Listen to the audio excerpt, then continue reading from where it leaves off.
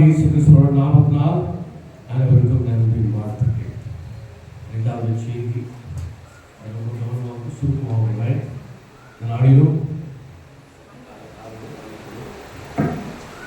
நாம் நன்மன சாட்சியுள்ளவர்களாய் கிறிஸ்துவை பிரதிபலிக்கிற மக்களாய் இருக்க வேண்டும் என்று ஒரு ஆலோசனை கர்த்தர் கொடுத்திருக்கிறார்.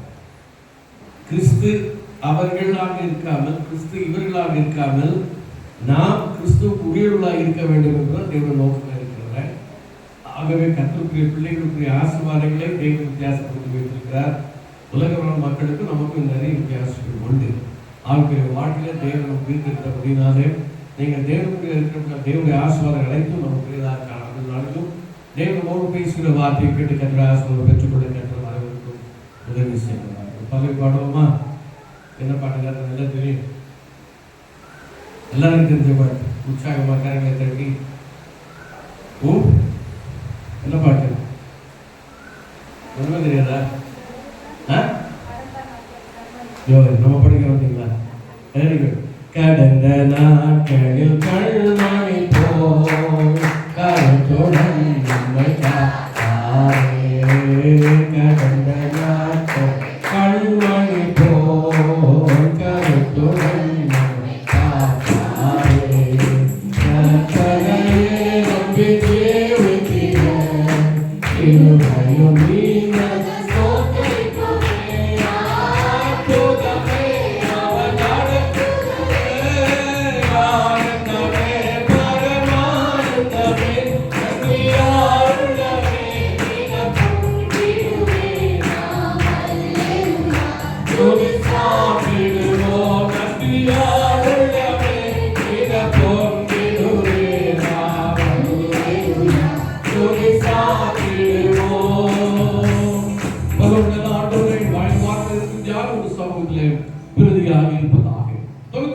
சங்கீதம் 15ஆம் வசனம் முதல் சற்றே வாசிக்கலாம்.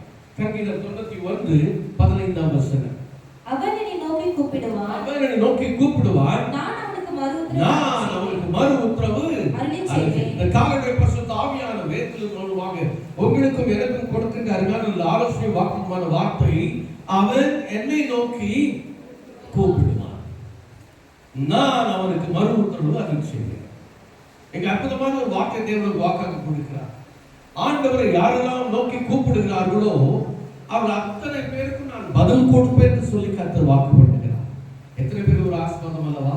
இன்னைக்கு இந்த பதிலை பெற்றுக் கொள்வதற்கான ஜனங்கள் இங்கு வந்து பதில் தேடி தேடி அழைத்து கொண்டிருக்கிறார்கள். எங்கேயாவது பதில் கிடைக்குமா? எங்கேயாவது ஒரு ஆசீர்வாதம் கிடைக்குமா? எங்கேயாவது ஜெபத்திற்கு ஒரு விடை கொடுத்தால் எவ்வளவு நலமாயிருக்கும் என்று நாம் அழைத்து திரிந்து கொண்டிருக்கிறோம்.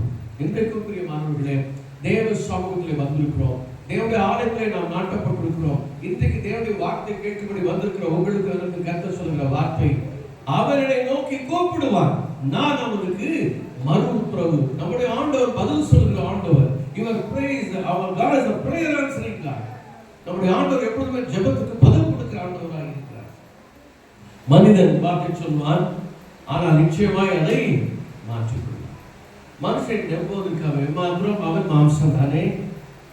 கர்த்தரை நம்புவதை எவ்வளவு நலமான காரியங்கள் உண்மை கிடையாது. வேதம் சொல்றது, மனிதனை நம்புவதை பார்க்கிலும் கர்த்தர் பேரில் பற்றுதலாக இருப்பதே நல்லது. பிரபுக்களையே நம்புவதை பார்க்கிலும் கர்த்தர் பேரில் நம் நம்பிக்கை இருப்பதுதான் நமக்கு நன்மையான காரியங்களை கொண்டு வரும். இந்த காலங்களில் நம்முடைய வாழ்க்கையில ஏதோ ஒரு கேள்வி பதில் கிடைக்காம வந்திருக்கிறார். ஆண்டவரை இவ்வளவு காலம் செபித்து விட்டேன், இவ்வளவு நாட்கள் உழைத்து விட்டேன், ஒரு நன்மையும் காணவில்லை, ஒரு பதிலும் எனக்கு கிடைக்கவில்லை, ஏன் எனக்கு தோல்வி மேல் தோல்வி வந்திருக்கிறது? இந்த நாளில் கர்த்தருடைய சமூகத்தில் கொண்டு வந்து அர்ப்பணிக்க வேண்டும். கர்த்தர் சொல்லுகிற காரியங்களுக்கு நாம் செயல்படுவோம் என்று சொன்னால், இந்த நாளிலே கர்த்தர் உங்களுக்கு கொடுக்க ஆசீர்வாதங்களை ஒருவரால் தடை செய்ய முடியாது. இந்த காலங்களில் உங்களுக்கு என்று சில ஆயத்தமான சில ஆசீர்வாதம் தேவன் கொண்டு வந்து வைத்திருக்கிறார். அதை நீங்கள் நாங்கள் கேட்டு பெற்றுக்கொள்ள வேண்டும் என்று தேவன் கூறுகிறார். அவரை நோக்கி கூப்பிடுவான், நான் நிச்சயமாக வேறு எல்லாரும் ஆக்கிவிட்டார். வேறு அற்புதமான காரியம் எல்லாரும் கர்த்தரை தேடினார், எல்லாரும் கர்த்தரை தேடினார். யாரெல்லாம் ஆண்டவருக்கு கூப்பிட்டார்களோ அவரெல்லாம் நிச்சயமான பதிலை பெற்றுக் கொண்டார்கள். தாவீது ஆண்டவருக்கு கூப்பிட்டார், யோசேப்பு ஆண்டவருக்கு ஜெபித்திருப்பார், தாவீது ஆண்டவருக்கு கூப்பிட்டிருப்பார். யாரெல்லாம் ஆண்டவருக்கு பெரிய பெரிய காரியம் எதிர்பார்த்து காத்திருந்தார்களோ அத்தனை பேர்களுக்கும் தேவன் பதில் கொடுத்தார். இந்த உங்களுக்கு எனக்கு கொடுப்பது அதிக நிச்சயம் அல்லவா? வேதம் சொல்லுகிறது, நான் நிச்சயமாய் பதில் கொடுப்பேன், நிச்சயமாய் அருள் செய்வேன். இறைவனுக்கு புத்தகம் 33ஆம் அதிகாரம் 3ஆம் வசனம் மிக தெளிவாய் சொல்லுவாங்க. மனப்பாடமாக தெரிந்த ஒரு நல்ல வார்த்தை அல்லவா? என்னை நோக்கி கூப்பிடு, அப்பொழுது நான் உனக்கு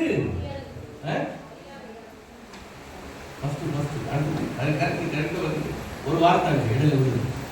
என்னை நோக்கி கூப்பிடு, அப்பொழுது நான் உனக்கு சொல்லுங்க உத்தரவு கொடுத்து, அதுதான் ஆண்டவர் சொல்லுகிறார்.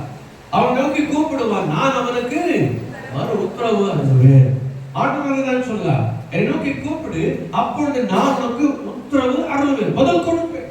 அப்போதான் நீ அறியாததும் உனக்கு கேட்காதமான பெரிய காரியங்கள் அவனுக்கு செய்வதை கற்றுச் சொல்லுகிறார். யோவான் 14:12 வாசி. என் நாமத்தினால் நீங்கள் எதை கேட்டாலும் நான் அதை உங்களுக்கு செய்வேன் என்று இயேசுவாக்கு ஏதோ ஒரு தேவனை வந்திருக்கு. உங்கள் துக்கம் சந்தோஷம் மாற வேண்டும் என்று வந்திருக்கிறீர்கள். உங்கள் கண்ணீர் துடைக்கப்பட வேண்டும் என்று வந்திருக்கிறீர்கள். வியாதி சுகமாக வேண்டும் என்று வந்திருக்கிறீர்கள். உங்கள் நம்பிக்கை ஒருபோதும் வீண் போகாது. இந்த நாளிலே கர்த்தரை நோக்கி கூப்பிடுகிற நாம் எல்லாவற்றிலும் ஆசீர்வாதம் பெற்றுக்கொள்ளும்படி தேவன் பதில் கொடுக்க போகிறோம். எப்போது ஆண்டவரை தேட வேண்டும்? எஸ்ஐயா தீர்க்கதரிசன புத்தகம் 55ஆம் அதிகாரம் 6ஆம் வசனத்தை வாசித்து பாருங்களேன். எஸ்ஐயா 55:6ஆம் வசனம் எது தெளிவாக சொல்லுகிறது?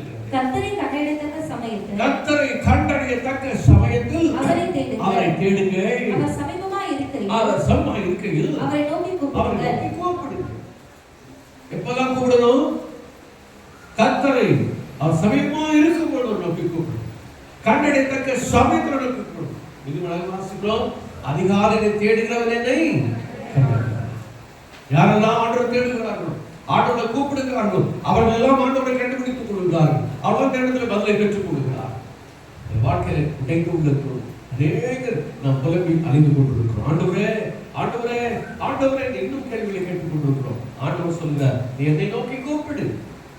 மத்திய 7:7 சொல்கிறது, கேளுங்கள் அப்பொழுது உங்களுக்கு கொடுக்கும், தட்டுங்கள் தேடுங்கள் கண்டடைவீர்கள், ஆண்டவரை கூப்பிடுங்கள் பதில் பெறுவீர்கள். இதனாலே கர்த்தர் உங்களுக்கு எனக்கும் நன்மையாக கொடுக்கும் போது ஏன் நாம் சொல்லி போக வேண்டும்? யாரெல்லாம் ஆண்டவருக்கு அநேகர் கூப்பிட்டார். 99ஆம் சங்கீதம் 6ஆம் வசனத்தை சற்றே வாசித்து பாருங்கள். வேறு மிக தெளிவாக சொல்கிறது, நீங்கள் வாசித்து முடிக்கிறீர்கள்.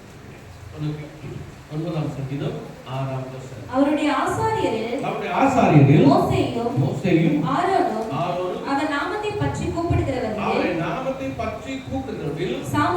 சாமுவேலும் கர்த்தரை நோக்கி கூப்பிட்டார்கள். அவர் அவர்களுக்கு மறு உத்தரவு அருளினார். யாரெல்லாம் ஆண்டவரை கூப்பிட்டார்? நம்மளாம் சாதாரணமானவங்க தானே. வேதத்தை இன்னைக்கு நாம் வாசிக்கிற விதமாக வேதம் அழகாய் சொல்லுகிறது, பெரிய பெரிய ஊழியக்காரர்கள். யாரெல்லாம் பெரிய ஊழியக்காரர்கள்? சாமுவேல் தீர்க்கதரிசி, மோசே, ஆரோன், இவங்களாம் நமக்கு முன்னோடிகளாக இருக்கிறார்கள் அல்லவா? இவர்களே யாரை பார்த்தா கூப்பிட்டாங்களா? என்ன வாசிங்க? யாரை பார்த்து கூப்பிட்டார்கள்?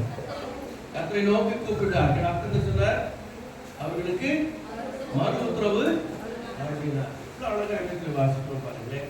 ஆகவே பிரியமானவர்களே, இந்த நாளிலும் நாம் ஒரு தேவைகளுக்கு சந்திக்கப்பட வேண்டுமானால், இந்த வாழ்க்கையில பிரச்சனைகள் மாற வேண்டுமானால், கர்த்தர் மோசே ஆண்டவர் அழகாய் நடத்தி கொண்டு வருகிறார். அந்த பிள்ளைகளால நடத்தி கொண்டு வரும்போது தண்ணீர் இல்லை, கடந்து வருகிறார், பிரச்சனை மாறி வருகிறது, தண்ணீர் கசப்பான தண்ணீராக இருக்கிறது.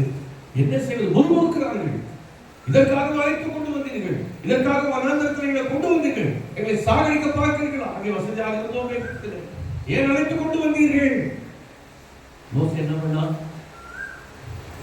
ஒன்றும் சரியில்லை, ஒரு காரியம் செய்யலாம். யாத்திராகமத்தின் புத்தகம் 15ஆம் அதிகாரம் 25ஆம் வசனத்தை வாசித்துள்ளார். யாத்திராகமம் 15ஆம் அதிகாரம் 25ஆம் வசனம். மோசே கர்த்தரை நோக்கி கூப்பிட்டான். மோசே கர்த்தரை நோக்கி கூப்பிட்டான். அப்பொழுது கர்த்தர் மோசேக்கு ஒரு மரத்தை காண்பித்தார். அதை அவன் தண்ணீரில் போட்டவுடனே அவர் அங்கே அவர்களுக்கு ஒரு நியமத்தையும் ஒரு நியாயத்தையும் கட்டளையிட்டு அங்கே அவர்களை சோதித்து அங்கே மரத்தை காண்பித்தார். வெட்டி போடு என்று சொல்லுகிறார். இங்கே போட்ட உடனே கசப்பான தண்ணீர் மதுரமாக மோசேவும் கூட கர்த்தரை தான் நோக்கி ஆண்டவர் அதிகாரத்தை கொடுத்து விட்டார். இந்த கோரம் கர்த்தரை கொடுக்கிறேன், நீ பார்வோனுடைய கிரியைகளை முறியடிப்பேன் என்று சொல்லி அதிகாரத்தோடு அனுப்பினார். தேவைப்படும் போதெல்லாம் அவர் சொந்த பலத்தை சார்ந்து இருக்கிறது.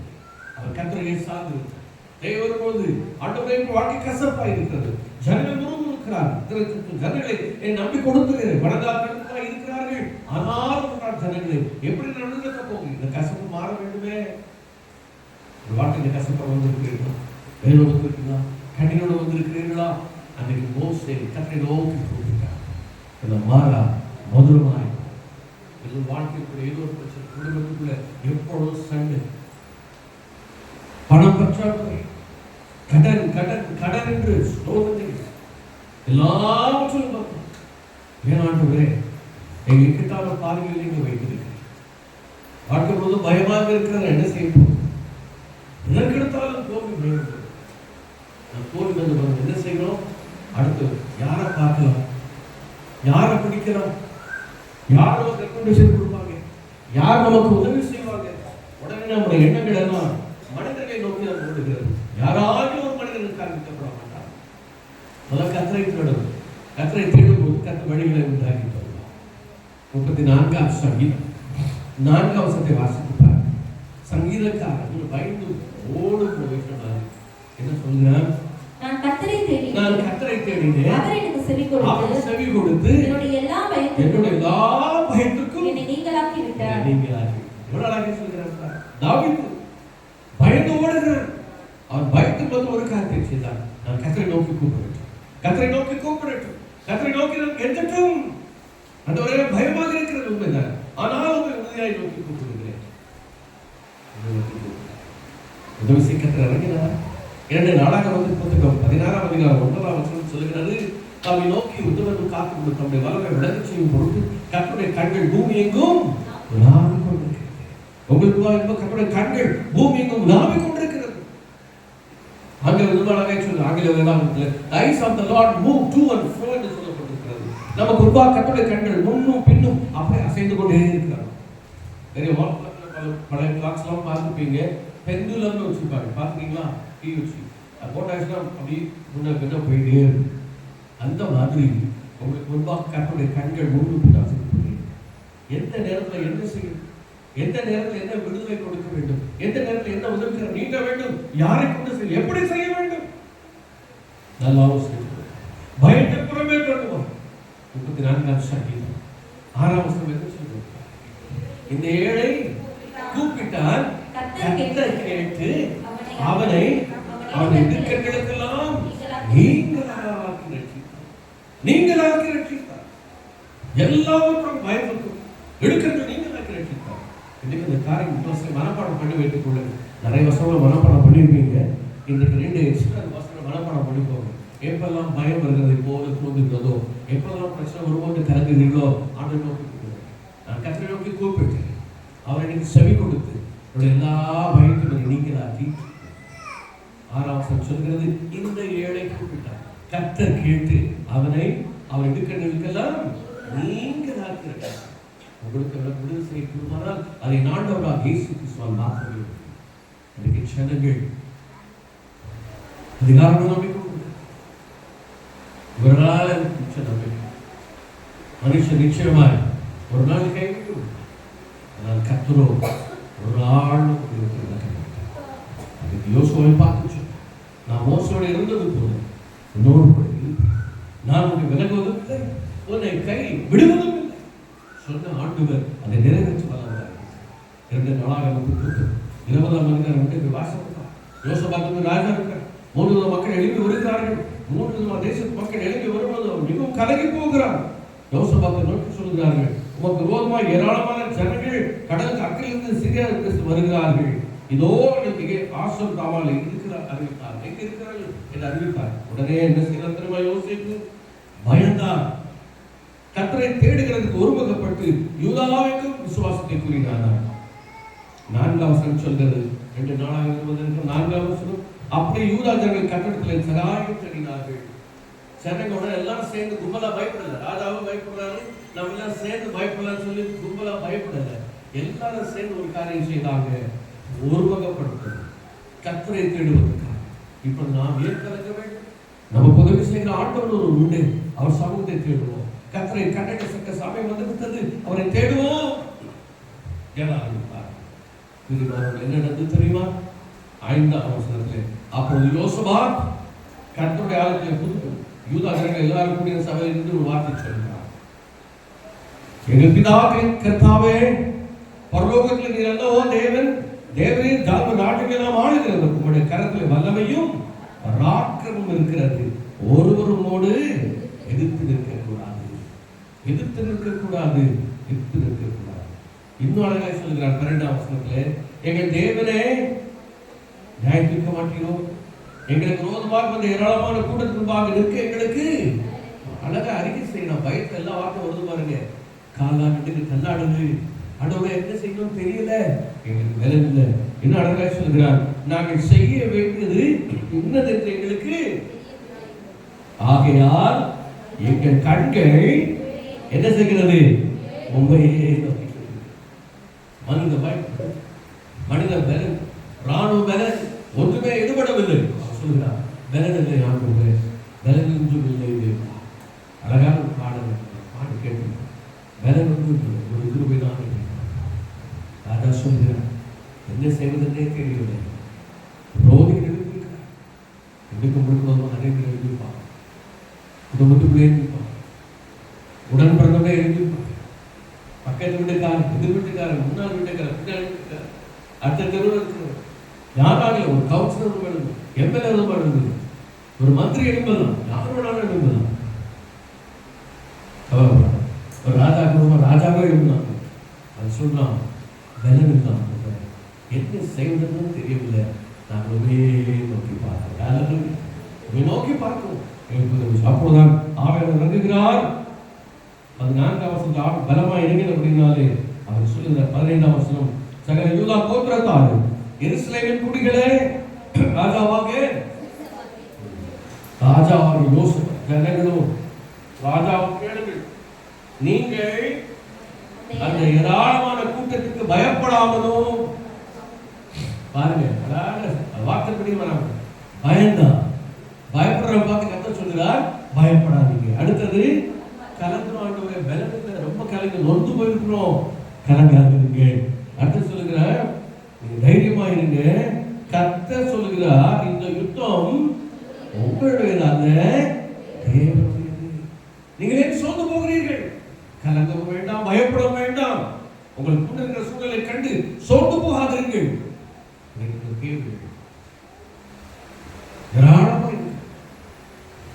பிரச்சனைகள் நாம் தேவனுடைய பிரச்சனையை பார்த்து கலங்கி போகிறோம். கோலியாத் சொல்கிற வார்த்தை கேட்டு நடுங்கி போகிறோம். ஆனால் கோலியாத்தை முறியடிக்கக்கூடிய கர்த்தர் நம்மோடு கூட இருக்கிறார் மறந்து அந்த கர்த்தரை கேட்டு எந்த சூழலிலும் கர்த்தரை நாம் உறுதியாக கற்றுக்கொள்ள வேண்டும். இக்கட்டான நிலைமையிலும் கூட கர்த்தரை நாம் சார்ந்து கொள்ள வேண்டும். ஆண்டவர் வேதம் சொல்லுகிறது, பிலிப்பியர் 4 வாசிக்கும், எல்லாவற்றையும் எந்த சூழலிலும் ஸ்தோத்திரத்திற்குரிய ஜபத்தினால் அவருக்கு பிரச்சனை. யாராவது ஸ்தோத்திரம் சொல்ல முடியுமா? எனக்கே பிரச்சனை, இப்ப ஸ்தோத்திரம் சொல்லுமா? பிரச்சனை வரும்போது ஸ்தோத்திரம் சொல்லுங்க. சங்கீதக்காரர் ரொம்ப கில்லாடி நினைக்கிறேன். 28:6 சொல்லுவோம் பாருங்க, கர்த்தருக்கு ஸ்தோத்திரம், அவர் விண்ணப்பங்களின் சத்தத்தை ஜெபம் பண்ணவே இல்லை. ஆனா அதுக்குள்ள என்ன சொல்றா, கர்த்தருக்கு நன்றின்னு சொல்லிடுறான். எவ்வளவு பெரிய நம்பிக்கை பாருங்க, பெரிய நம்பிக்கை. நான் ஜெபம் பண்ண போறேன், அவர் பதில் கேட்பார், பதில் கொடுப்பார், என் ஜெபத்தை கேட்பார். ஆக குணகுடிகள் சொல்லிடுறான், ஆண்டவரே thank you, thank you Lord, thank you Lord. இன்னைக்கு நான் சொல்லப்படாது, லார்ட் தேங்க்யூ.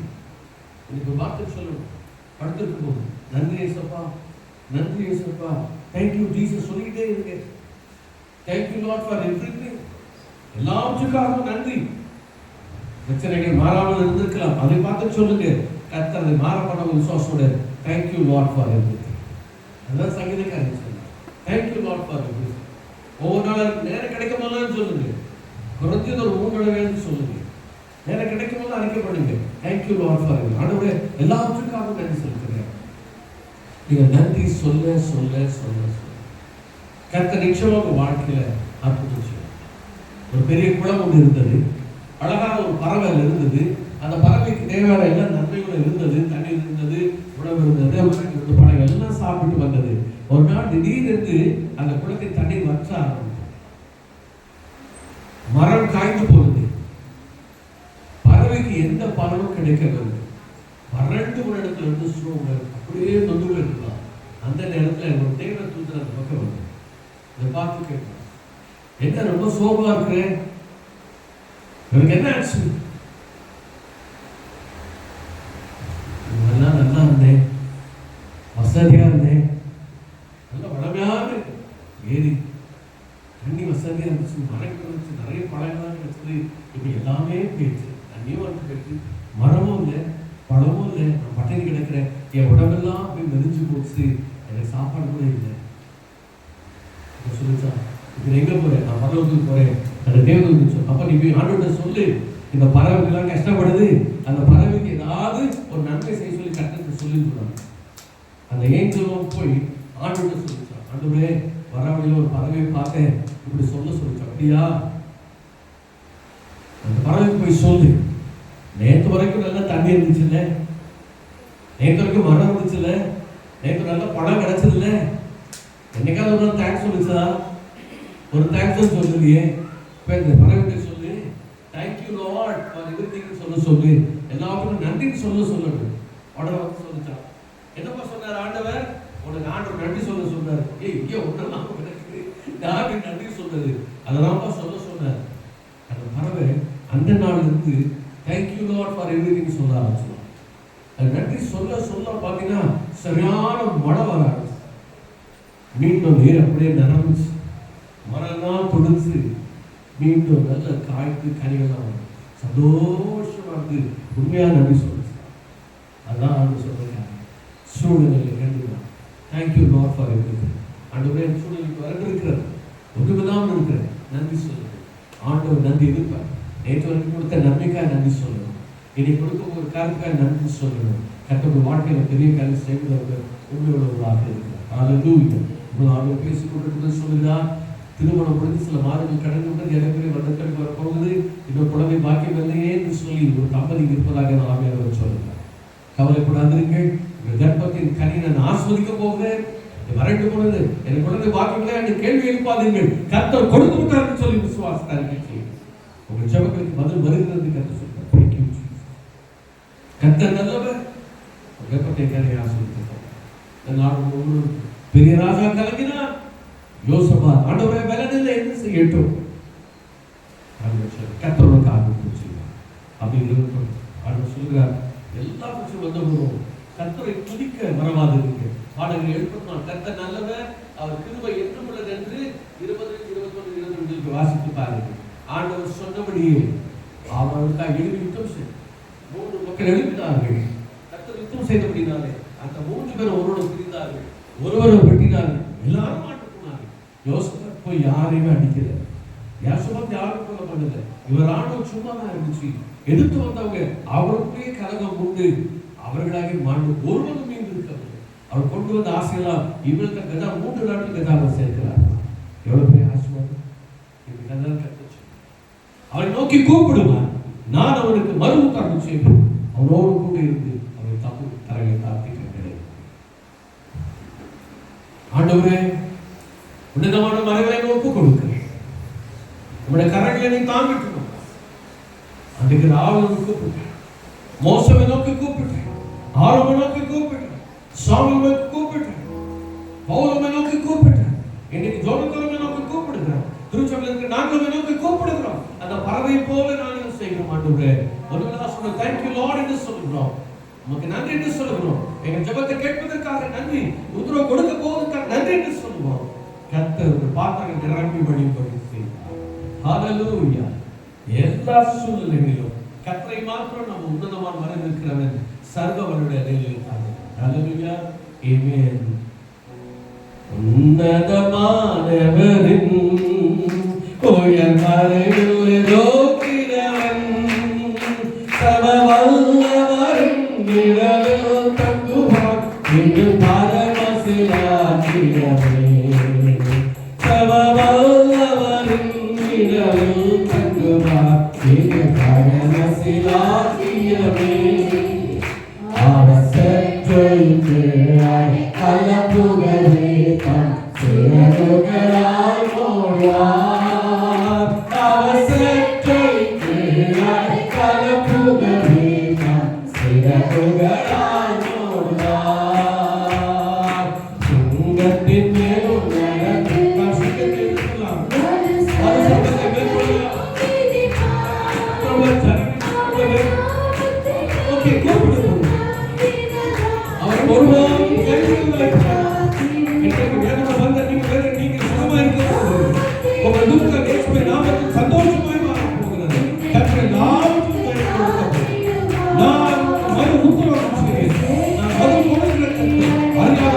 காரியமாக பெரிய காரியங்களை செய்யுங்கள். ஹalleluya. அந்த பரிசுத்தமானவரே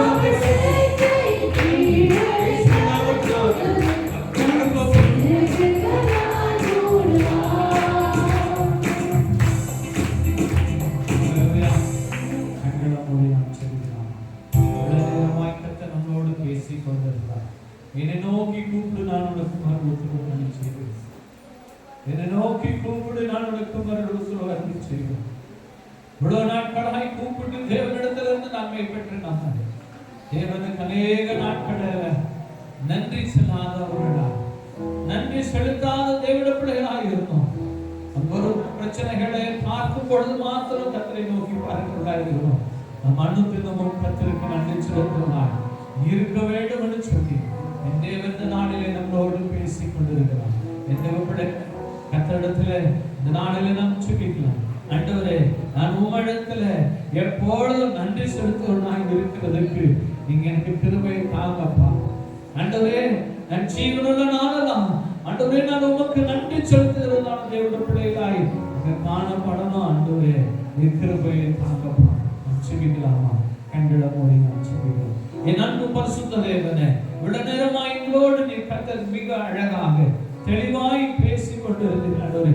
என்னை நோக்கி கூப்பிடு, நான் உனக்கு மறு உத்தரவு அருளை செய்வேன். என்னுடைய ஜெபங்கள் எல்லாம் என் தேவனிடத்திலிருந்து பதில் வரும் என்று ஆண்டவரே இவ்வளவு நேரமாய் கர்த்தர் எங்களோடு பேசினீரே. ஆண்டவரே, இந்த வார்த்தைகளை கேட்ட நாங்கள் உம்மை நோக்கி பார்த்து நாங்கள் செபிக்க போகிறோம். ஒவ்வொரு ஜெப விண்ணப்பங்களுக்கும் என் தேவனே இவ்வளவு நாட்களாய் எங்களுக்கு பதில் தந்து அநேக நாட்கள் நாங்கள் தேவனிடத்துல ஆண்டவரே நன்றி செலுத்தாத மனுஷர்களாய் இருந்தோம். இந்த நாளில் இருந்து நாங்க கர்த்தருக்கு எல்லாவற்றிலும் நன்றி செலுத்துவதான தேவனுடைய பிள்ளைகளாக இருப்பதும் ஆண்டவரே நாங்க வாழ்வதும் நாங்க கர்த்தரை துதிப்பதுமான பிள்ளைகளாய் நாங்க வாழ்வதற்கு என் தேவனே எங்களுக்கு கிருபை பாராட்டும். எங்களை ஆசீர்வதியும் ஆண்டவரே. ஆண்டவரே, வந்திருக்கிற பிள்ளைகள் ஒவ்வொருவரையும் கர்த்தர் ஆண்டவரே துதியினால ஸ்தோத்திரத்தினால ஜெபத்தினால எங்களை நிரப்புங்கப்பா. உம்முடைய நாமம் மகிமைப்படுச்சு இயேசுவின் நாமத்தில் பிதாவே. ஆமென். கர்த்தராகிய இயேசு கிறிஸ்துவின் கிருபையும் பிதாவாகிய தேவனுடைய அன்பும் பரிசுத்த ஆவியோடு இருக்கிறோம். இன்று சதா காலங்களிலும் நம் அனைவரோடும் நிலைத்திருப்பதாக. ஆமென்.